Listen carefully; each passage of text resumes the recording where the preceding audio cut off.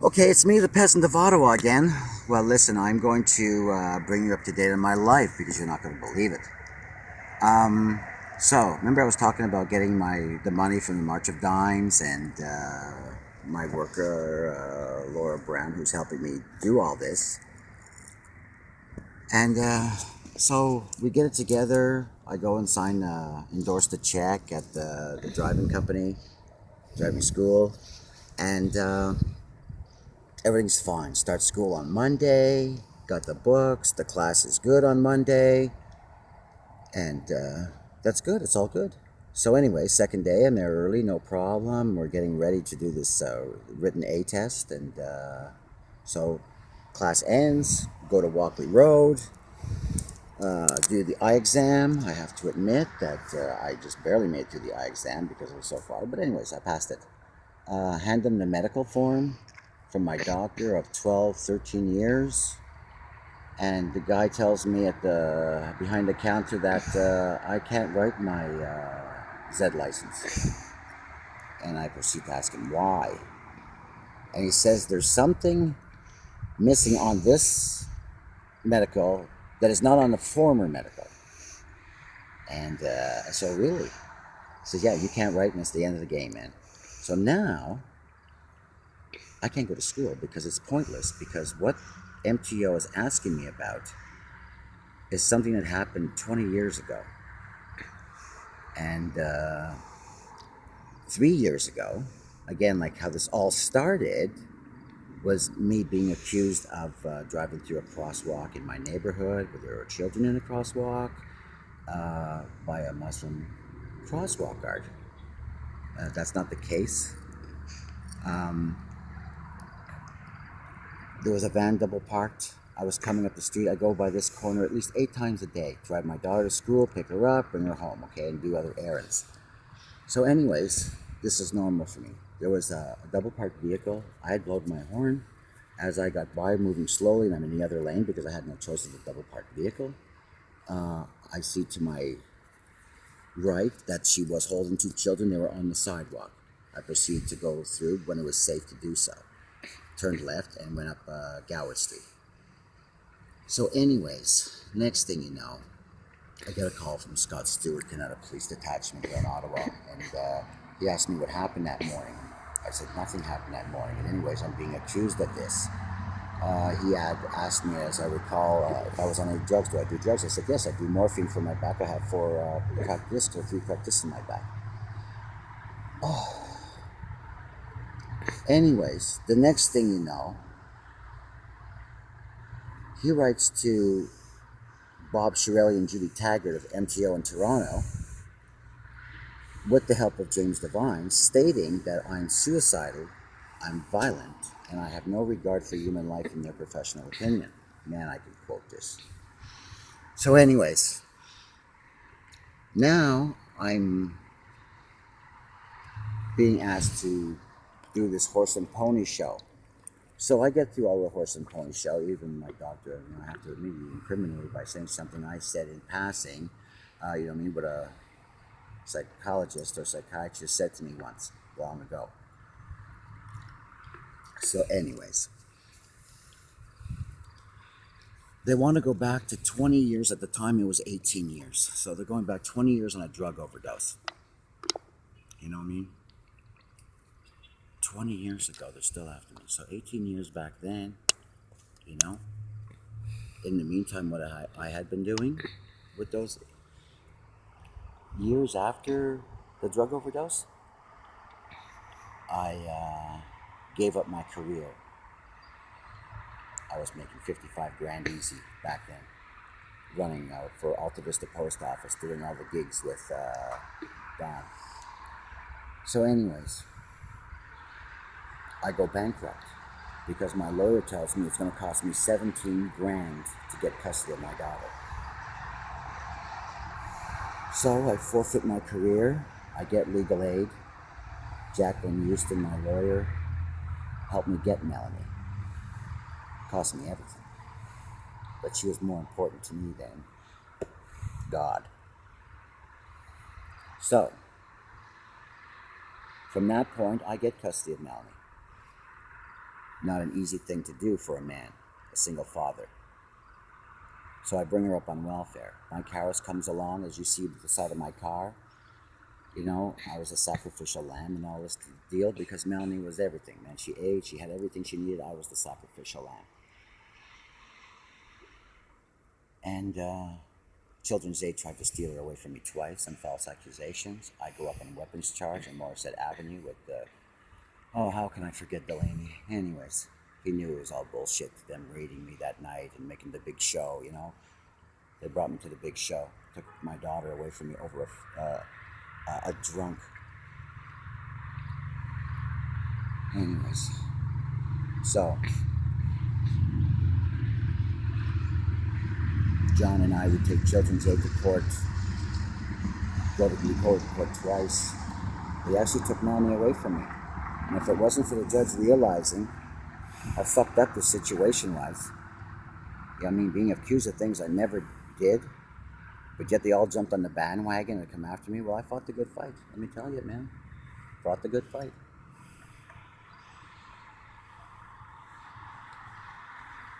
So, now, 3 years later, I can't write. I call M.T.O. I think her name was Michelin or something like that. Anyway, she proceeds to tell me there's no reason at all why I couldn't write that test. Now we go to the medical side of the M.T.O. I guess that's Judy Taggart's department, Bob Chirelia being the overseer. I can't write my test. I don't have a future because now with the police saying what they said, how do you fight this, you know what I mean, on disability?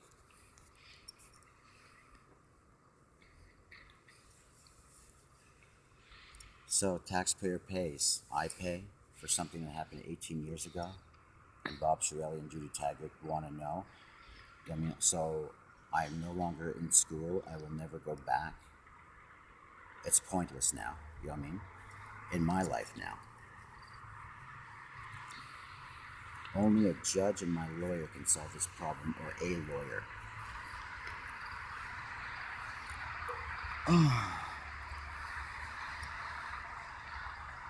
So anyways, that's it up to now. You know what I mean? That's where I stand today, tonight.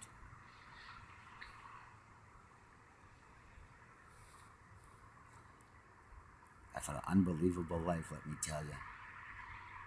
Starts out being sabotaged by my mother, naming me Kimberly Lynn Riesbeck. Okay?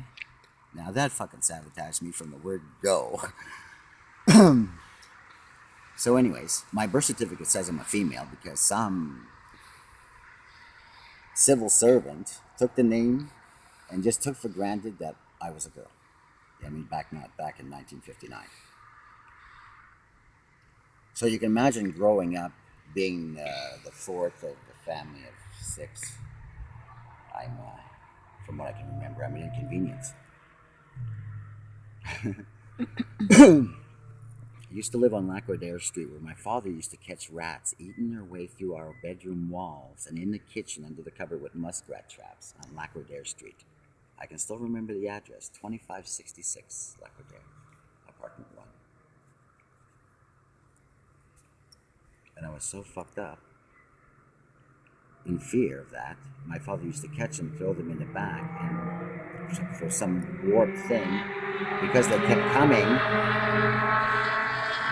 I used to go to the forest where he threw them and grab them and put them on the highway, so the Miron dump trucks would run over them, so I know they were dead. I can't remember how many times I did that, because they kept coming.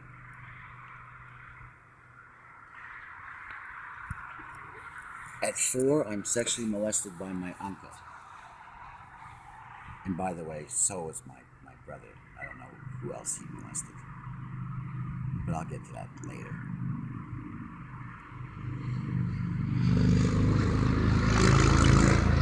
So I failed grade 1. I'm so warped. I used to have a teacher in Nesbitt School who used to call me gangster. Can you fucking imagine? Gangster. And she had the nerve to call me gangster when I remember she used to wear all these fucking different colored wigs. Okay. Her name was Mrs. Heck. Like, where she got gangster from, I have no idea, man. I'm telling you. But this affects you as a kid, you know? Mm-hmm. Now I'm sexually molested. I'm dealing with these fucking wacko teachers, you know? Oh, man. So, anyways, by 8, I'm arrested for the first time for bank forgery by detectives in the bank. And from there, maybe I was watching all those gangster, black and white gangster movies I saw. I don't know. I don't know. Maybe that teacher, that. It's crazy. I swear to God, man. I swear to God. So, anyways, moved to Chateauguay, Quebec. I can't tell you how many fights I've been in over my name. You know what I mean? Went to school with the Mohawk Indians, not for very long, for a couple of years at Howard S. Billings. They were an interesting bunch to go to school with.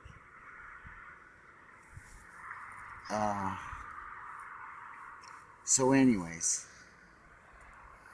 by the time I'm 9, I'm in every juvenile detention center in the island of Montreal. I denounce my parents, I take them into court, and I get rid of them, and I became a ward of the court.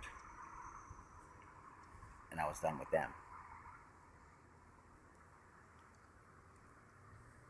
I used to supply, after being in every detention center in island of Montreal at 9, would you believe I ended up in maximum security Shawbridge for going after a corrupt cop. He was slapping my friends because I went to Weardale House on the corner of Outfather and Dorchester. There's over 100 of us there. I swear to God, we're all abused. And it becomes like a brotherhood. So anyways, in a short period of time, this narc cop, he's apparently slapping my friends around and taking their drugs and stuff like that for himself, for his own personal profit. So I found out where he lived by the boys, and I crawled up 3 balconies outside of the building, broke into the balcony window, let the boys in, we went through the place, and we fenced off everything that was value and destroyed everything that wasn't. That's how I ended up in Shawbridge. So while there, you have the psychologist, and you're locked up into, you know what I mean, what is it, a 3x6 or something like that, 3x7 room with plastic glass and holes. So one evening, we had this psychologist there, and he was playing head games, and everybody was, I guess, on edge because of him. And I'd had enough, and I stood up. And when I stood up, they all stood up. And then we tried to break out. We couldn't kick through the steel doors, and so we ended up in the art room. In the art room, we barricaded the doors with the chairs and everything like that. Like, we're 10, okay? You know, we're kids. Uh-oh. Sorry. I dropped my electric cigarette that my daughter bought me to get me to quit smoking. So anyways, the Quebec riot squad shows up. And we told the little ones sit in the corner because they were along for the ride. They're kids, you know what I mean? They said, fucking holy Christ. You know what I mean? We're actually trying to break out. So they were telling us to surrender, and we looked at each other. We said, no, fuck you. We're not surrendering, and fuck off. And they came in, and we started swinging those hard steel wooden square chairs, the heavy ones. And it was over in seconds. You know what I mean? They overpowered us. They got their shields and the whole 9 yards. And they leave me to last because, I let it. And so I remember them bouncing me off the walls and stuff like that, off the concrete walls. And next thing you know, it's morning, and this arm is bothering me. My right arm is bothering me. That's not good. And I swear to God, I thought they broke it. You know what I mean? I told the warden the next morning, I mean, you broke my arm. You know what I mean? Oh, no, no, okay, man, it'll be fine. You know what I mean? Oh, yeah, you're fine. You know? He played doctor. And I swear, like right here, they broke it. Right here. So that was my going away present. So, anyways, leave Shawbridge, get out. And I start supplying Chateauguay, Quebec with the best LSD and the mescaline on the island of Montreal. They were good times, man. I did it all. Did it all. And it was the best back then. And some people ask me, what's your drug of choice? I say speed was my drug of choice.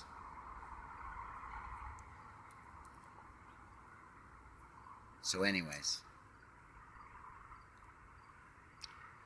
do a lot of odd jobs, don't go to school, work, loading furniture, LaSalle,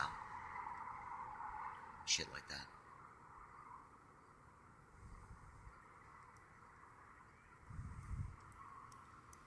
So that's my childhood. And could you believe I got married at 17 and she was 16? But that's another story all in itself. You know what I mean? 2 divorces. I raised Melanie by myself on welfare. Mel, I call her. And she was an honor student, very proud. She's not warped like most people. She had her head on her shoulders. Graduated hair, makeup artist. She did my hair. She dyed my hair. On the other films, you'll see that gray. I felt like I was, washed and hung out dry, So got rid of the gray. I feel better, somewhat. Don't feel so old when I look in the mirror. Because let me tell you, man, highway driver for 5 years. And now, thinking that I'm getting my life back, the bottom falls out. Because its questions still remain: what happened 20 years ago, which I'm not prepared to answer then, which I wasn't prepared to answer then, I'm not prepared to answer now. If they want to keep me with my G license and run my van, live my life quietly on disability, so be it.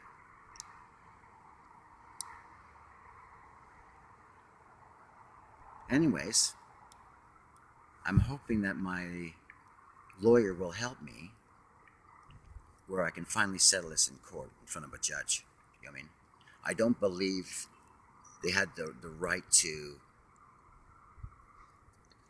Bob Shirelli and Judy Taggart saying this. You know what I mean? They're not doctors. I've never met these people in my life. And he has the nerve to look and make his own judgments and screw me up. Did a good job. You know what I mean? There was no doubt. He's the law. You know what I mean? He can say whatever he damn well pleases. But I'd like to see his law degree. You know what I mean? The research, and you've seen on my other things, my other stories, is that, you know what I mean, they're above the law. I don't have a criminal record. I'm bondable. They don't have my prints. They don't have my photos.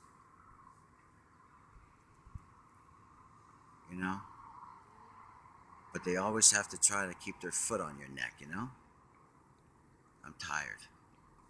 So that's basically it for now. And I'll let you know how this proceeds, because it's going to be very interesting. If I can sue them, I'm going to sue their asses off for this. You know what I mean? They're not doctors. And I'm not about to jump through any more hoops for M.T.O. to get my Class AZ license back. Well, shove the job, you know what I mean? My life just took another turn and went sideways. And that explains the first video when I said my life went sideways, where this all began a year ago. I'm right back with M.T.O. again over why I won't answer these questions. Oh, and by the way, when they gave me back my license, and all of a sudden, after jump through those hoops and toxicology tests, which they don't know, I did a toxicology test, which I did. I was clean. And they gave me my license back free of charge. They suspended my license, but on my driver's abstract it says my license was never suspended. So what gives, eh?